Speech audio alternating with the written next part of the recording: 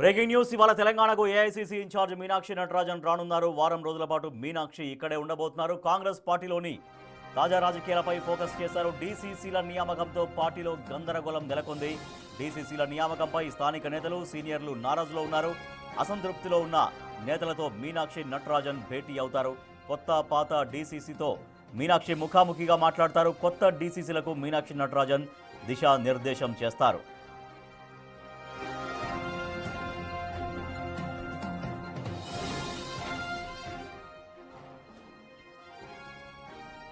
AICC incharge Meenakshi Natarajan రాష్ట్రానికి రాబోతున్నారు. దాదాపుగా వారం 10 రోజుల పాటు ఇక్కడే ఉండబోతున్నారు. డీసీసీల ఇటీవల నియమితులైనటువంటి డీసీసీలతో అధ్యక్షులతో భేటీ కాబోతున్నారు.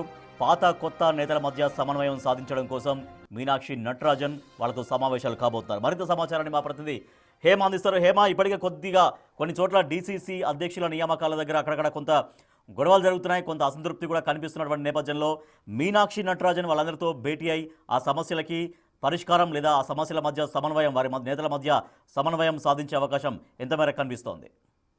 తెలంగాణ రాష్ట్రంలో తాజాగా జరుగుతున్నటువంటి రాజకీయాలపైన ఏఐసీసీ వ్యవహారాల ఇన్ఛార్జ్ మీనాక్షి నటరాజన్ ఫోకస్ పెట్టారు. సో ఈ నేపథ్యంలోనే బిజీగా తన షెడ్యూల్ కూడా ఉండనుంది. ఈ రోజు మరి కాసేపట్లో తెలంగాణకు ఏఐసీసీ వ్యవహారాల ఇన్ఛార్జ్ మీనాక్షి రానున్నారు. మొత్తం 7 రోజుల పాటు కూడా ఇక్కడే ఉండనున్నారు.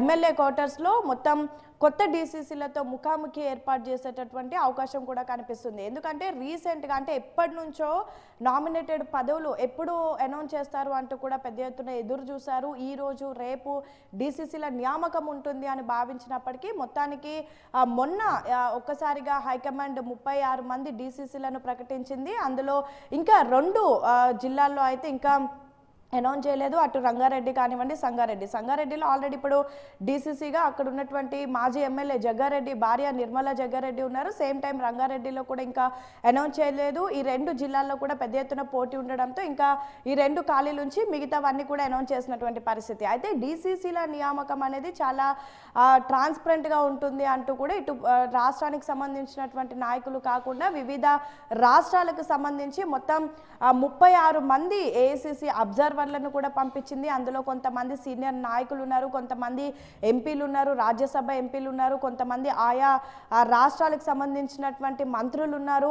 సో ఇలా అనేక మంది ఇక్కడికి వచ్చి మొత్తం వారం రోజుల పాటు కూడా తెలంగాణ రాష్ట్రంలో ఉండి అన్ని జిల్లాలకు పర్యటించి అక్కడ ఉన్నటువంటి డీసీసీలకు సంబంధించి అభ్యర్థుల ఎవరైతే అక్కడ ఉన్నటువంటి స్థానికుల నుంచి ఒపీనియన్ పోల్ కూడా స్వీకరించినటువంటి పరిస్థితి. అయితే మొదటి నుంచి కూడా డీసీసీల నియామకం అనేది చాలా ట్రాన్స్పరెంట్గా జరుగుతుంది అంటూ కూడా అనేక రూల్స్ని కూడా పెట్టారు. వచ్చినటువంటి అబ్జర్వర్లు ఎవరైతే ఉన్నారో ఆ రూల్స్ని ఫాలో అవుతూనే అక్కడ ఏదైతే రిక్వెస్ట్ ఉందో ఆ రిక్వెస్ట్ని కూడా స్వీకరించి ఒపీనియన్ పోల్ కూడా తీసుకొని లాస్ట్గా ఒక ఇద్దరిద్దరు పేర్లు, జిల్లాకు సంబంధించి ఇద్దరిద్దరు పేర్లు హైకమాండ్కి పంపించినటువంటి పరిస్థితి. మొదటి నుంచి కూడా 1 man 1 post అంటే ఒక పోస్ట్ ఉన్న వాళ్ళకు డీసీసీలుగా అవకాశం ఉండదని, సేమ్ టైం ఎమ్మెల్యేలుగా ఉన్నటువంటి వాళ్ళకు డీసీసీలుగా అవకాశం రాదని, ఆల్రెడీ గతంలో పనిచేసినటువంటి డీసీసీలకు మరొకసారి ఛాన్స్ అనేది ఉండదని, అండ్ కొంతమంది ఎవరైతే కార్పొరేషన్ చైర్మన్లు కానివ్వండి ఇతర పదవులు ఉన్నటువంటి వాళ్ళకు డీసీసీలుగా అవకాశం ఉండదని, అండ్ సేమ్ టైం పార్టీలో ఎవరైతే 5 సంవత్సరాల నుంచి ఉన్నారో వాళ్లకు మాత్రమే అవకాశం ఉంటుంది, కొత్తగా పార్టీలో జాయిన్ అయినటువంటి వాళ్ళకు ఉండదని, అండ్ మోరోవర్ ఆయా జిల్లాలకు సంబంధించినటువంటి సీనియర్ నేతలకి అవకాశం ఉంటుంది.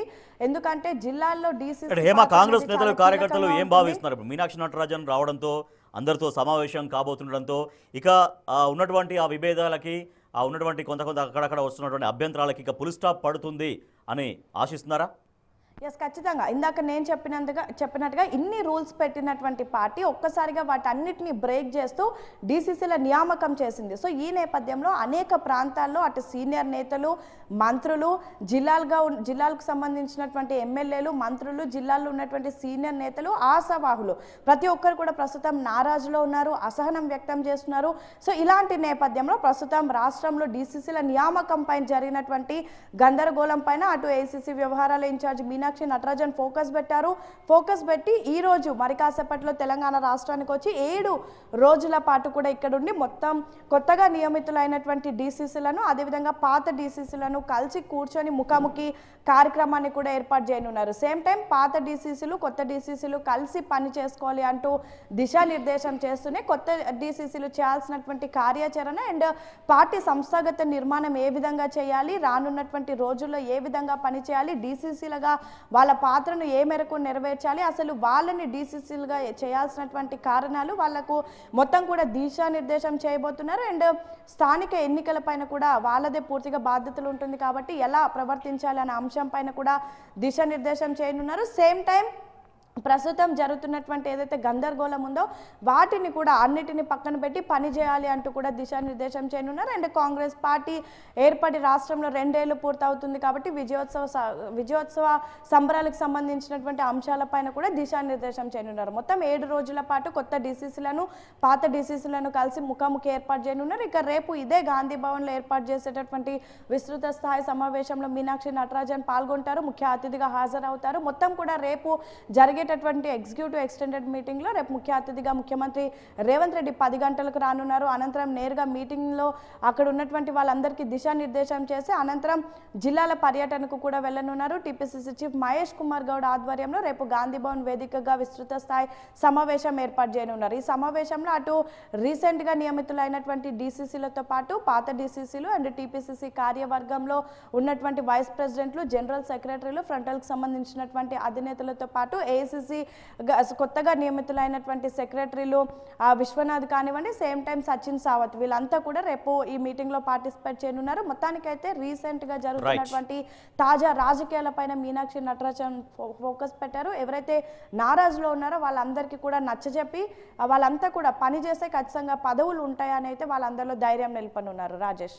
Right, thank you Hema. AICC incharge Meenakshi Natarajan ఇవాళ రాష్ట్రానికి రాబోతున్నారు. డీసీసీలు అంటే ఇటీవల కొత్తగా నియమితులైనటువంటి డీసీసీ అధ్యక్షులతో అలాగే పాతగా కొనసాగినటువంటి డీసీసీ అధ్యక్షులతో ఇంకా పాత కొత్త నేతలతో సమావేశం కాబోతున్నారు. వారం రోజుల పాటు ఇక్కడే ఉంటారు. కొన్ని చోట్ల వస్తున్నటువంటి అక్కడక్కడ అసంతృప్తి, కొంత అభ్యంతరాలు ఏవైతే ఉన్నాయో నాయకుల మధ్య సమన్వయం సాధించడం కోసం, నాయకుల మధ్య ఒక రకమైనటువంటి అండర్స్టాండింగ్ డెవలప్ కావడం కోసం మీనాక్షి నటరాజన్ వాళ్ళతో భేటీ కాబోతున్నారు. వారం రోజుల పాటు మీనాక్షి నటరాజన్ తెలంగాణలోనే ఉండబోతున్నారు.